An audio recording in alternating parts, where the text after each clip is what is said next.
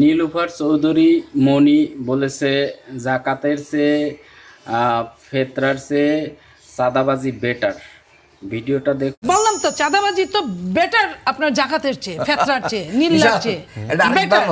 আমি আবারও বলছি যে চাঁদা ইসলামের একটি বড় স্তম্ভ নিয়ে এরকম কথা বলা, এটা নিয়ে কি প্রতিবাদ করব না? এখন আপনি প্রতিবাদ করবেন, আপনাকে বলবে বট বট বাহিনী। এখন এই মুসলিম সমাজে আমরা 90%-এর উপরে বাংলাদেশের মানুষ মুসলমান। আমরা এইসব কথা শুনি কিভাবে বসে থাকি বলেন? এগুলার কি নিন্দা আমরা প্রতিবাদ জানাবো না? প্রতিবাদ জানালে আমাদেরকে কাউন্টার অ্যাটাক করা হবে, আমরা বট। আমরা কি কেউ বট? আমরা যারা যারা সবসময় অ্যাক্টিভ থাকি আইডিতে, সবসময় যারা ভিডিও আপলোড করি এবং সমাজের বিভিন্ন কথা বলি, আমরা কি বট কেউ? আমরা সবসময় অ্যাক্টিভ থাকি না, এখানে বটের কি আছে?